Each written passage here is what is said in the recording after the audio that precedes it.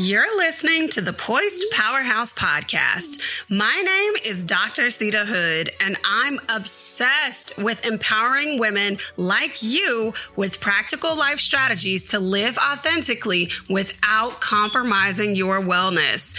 I used to be caught up in the hustle hard mentality until I learned that my quirky little traits I thought weren't that important actually turned out to be the secret sauce I needed to step boldly into my purpose and create impact, not only in my life, but so many amazing women around me.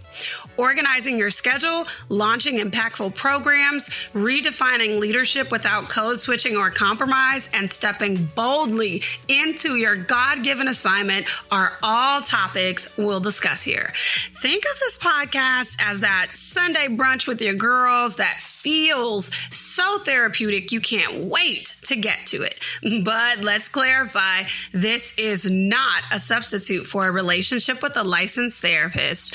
All right, grab your notebook and your coffee or your tea. We don't discriminate over here. And let's start the show.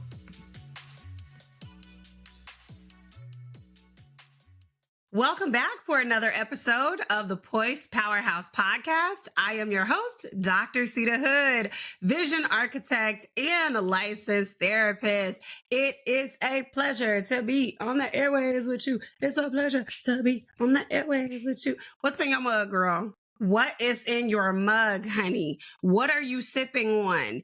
Did y'all try those new Starbucks drinks that I heard they have out? If you did, let me know how you're feeling about it. And I'm not even going to hold you.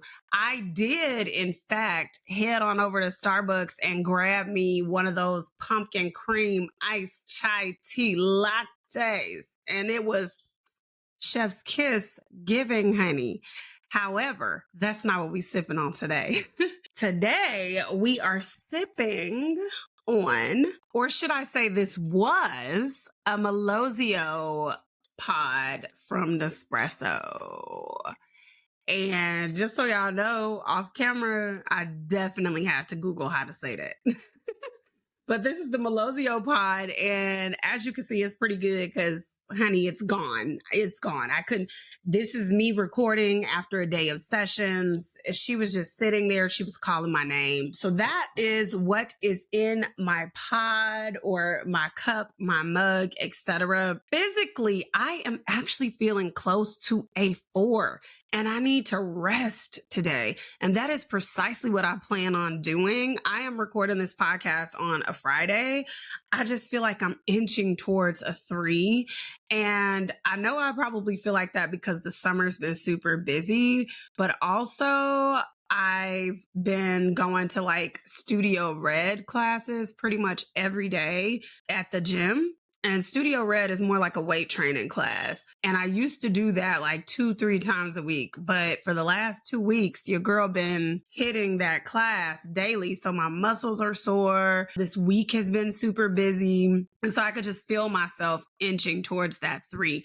And I think that this is the reason why I love fall so much, because there's events. But it ain't going to be events like it is in the summer, okay?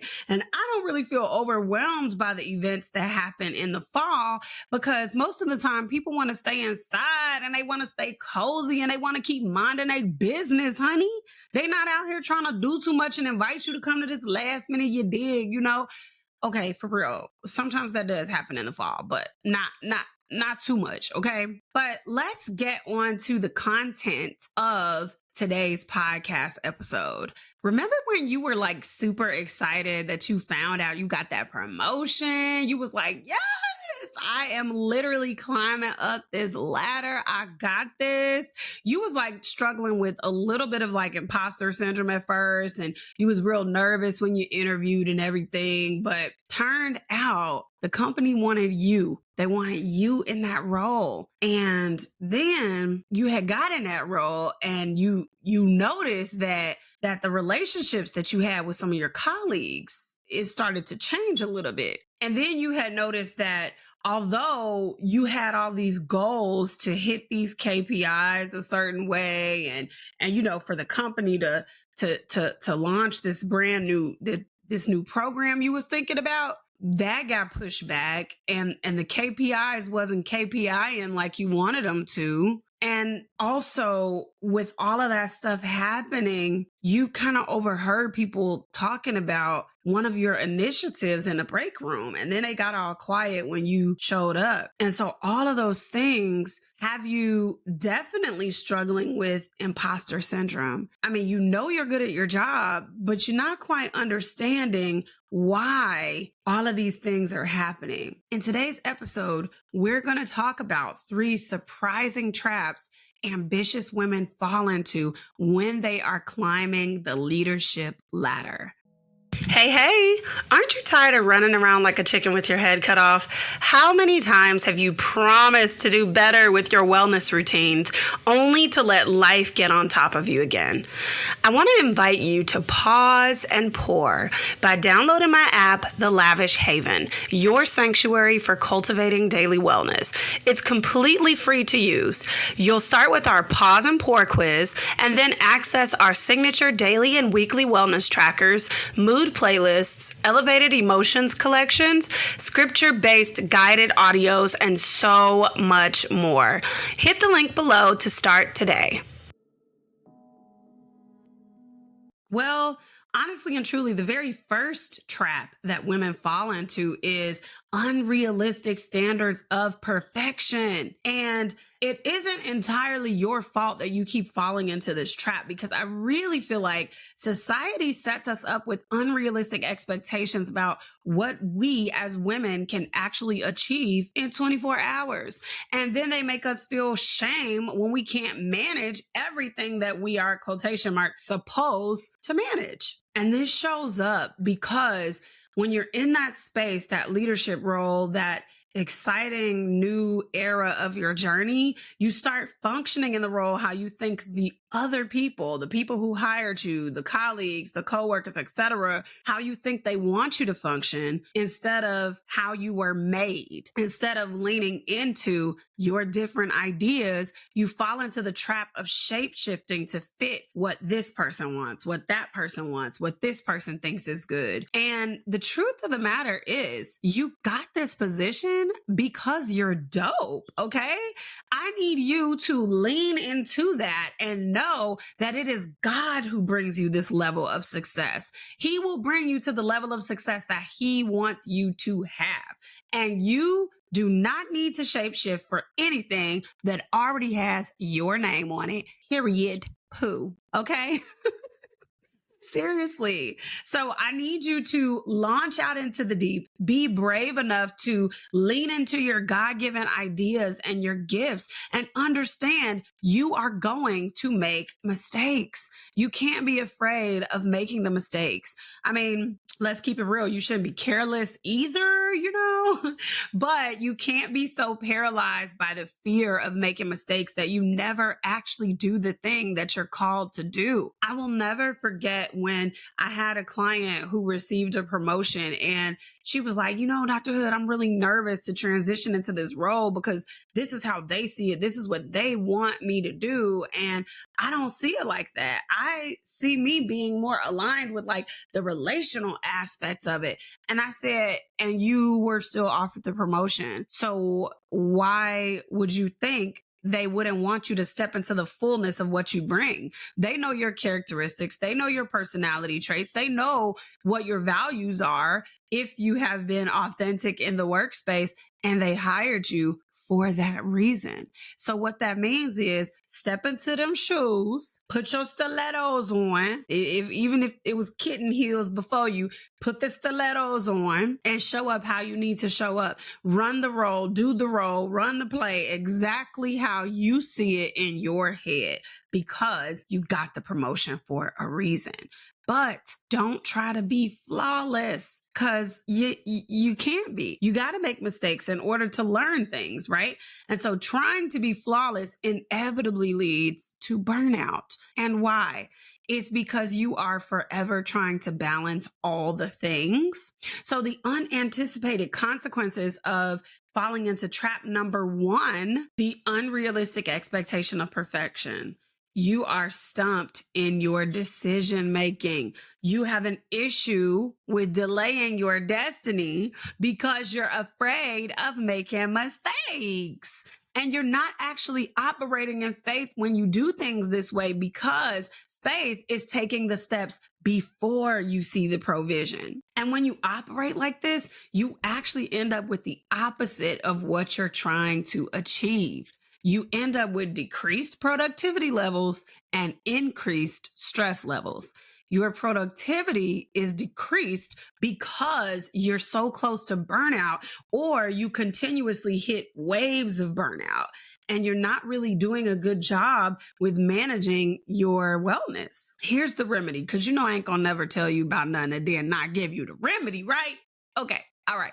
So here's the remedy. Practice self-compassion, acknowledging and appreciating all the things that you can do, but not feeling bad for what you can't do.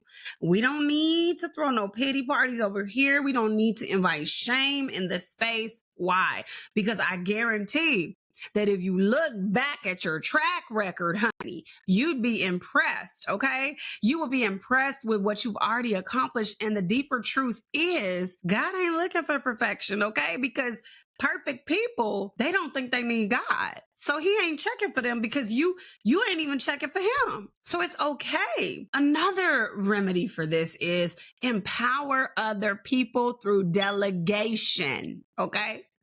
I'm not even gonna lie to you, right? I'm about to get all up in your business. And I'm going to get up in your business because I love you and I care about you, okay? If you think about it, a lot of us do not delegate because we're prideful. Oh, yep. I said it. It is prideful to think that you are the only one who can do a particular thing right. Ouch. Okay. I know it's sting, right? If you never said to yourself, if you want something done, you got to do it yourself. If you want something done right, you got to do it yourself. Well, it ain't going to get done unless I do it. Operating in pride, right? It's also the reason you are so stressed out. You are too busy trying to play Jesus to everybody that you burning yourself out. And the funny thing is, if you really wanted to be like Jesus, the truth is Jesus uses people. Jesus delegates. Jesus uses willing vessels to go out and accomplish his will. You see how the enemy be having us all deceived? Come on now. But again, as usual, there's no shame in this space. When you realize a thing, you just turn around and go about your business. You just turn around and you ask the Lord for forgiveness, or you do what you got to do, and then you go about your business and you make the Lord proud, okay? Trap number 2 that ambitious women tend to fall into: underestimating the benefits of networking. I know you're busy. I understand. But if you delegated a bit more, you'd be a little less busy, okay? Let's keep it on though, okay? And I know that we live in a society that praises busyness, but again, let's keep it 100. Are you really happy with consistently being busy? Are you really happy with constantly having things to do? Are you? I know you're not. And that's why we're working to change things, okay? It's easy to fall into the trap of prioritizing your immediate tasks over relationship building for support and high quality community. And that's really the importance of the networking: support and high quality community. And I don't care what nobody say, everybody need to be supported. Everybody needs somebody that got their back, right? So things do need to get done. That's reality. But this is why it's important that our lifestyles be aligned with our values. And then we create aligned priorities. And then we create aligned goals so we get to embrace our ambition. We don't have to say goodbye to the ambition because we're wives, because we're moms, because we're fill in the blank. You get to embrace all of that. And we create more time for things like networking and establishing quality relationships. And I know we're so used to doing things alone, but let me just tell you, there is nothing like having a group of amazing women backing you, okay? Backing you up, amazing women that understand you, that love on you, that support you. And you need that in every single space that you walk into, especially leadership. It's certainly valuable when it comes to leadership. So, really quick, like, what's a high value community? It is people who are genuinely invested in you and people who want to see you win. I mean, there's no jealousy, there's no competition. They are legit rooting for you. So, the unintended consequences of trap number two, AKA not networking, realistically, without the support, you are potentially not offering your best. And you're not offering your best because you don't have a group of people to consult with on your ideas. So you're the only person who thinks that this thing is amazing. And then when you launch the thing, you're upset because the thing failed. But there was nobody that you were talking to about it, nobody who could offer you a different perspective. And another unintended consequence is you also don't get that much visibility. If you are working on a project that requires community partnerships, you are limiting yourself by not branching out and teaming up with other amazing women who have common goals. Now, they might not be doing the same things, they might have different methods, but the goal, the end goal is the common meeting ground. And you're depriving yourself of that visibility. You could get in front of their audience, they could get in front of your audience, and it's a community effort. And community efforts definitely tend to go much further. So the remedy for trap number two, of course, it's gonna be for you to start being intentional about prioritizing relationship building and keeping networking on your calendar. Again, I know you're busy, we're busy, etc. But even once a month, making time for networking, it can be helpful for getting your name out there. If you just make a goal of like, you're going to contact somebody once a month and talk to them about this amazing organization or the amazing project that you're running at the organization, or, figuring out how you can partner with one another. You can also leverage social media because you can actually meet some amazing people on social media. Now, I ain't gonna hold you. Is definitely some irritating people on there too. Okay. It's a lot of people who are fake. They fake like they are in certain areas for the impact and the relationships and etc. And then you reach out to them and they petty, they bogus, they are haughty and everything else in between. I get it. They act like they're interested in relationship building, but in reality, they are focused on self glory. But yet and still, in spite of all of that, you can, in fact, meet some amazing women. So it's like, it'd be like a diamond in a rough because there's like a bunch of women like that. And then when you dig through, you find maybe one or two that are actually aligned in goals and values. And it might not seem like it's worth it to cycle through those people, but it is, because you only need 2, 3. You just need a handful of people in your corner to keep you going.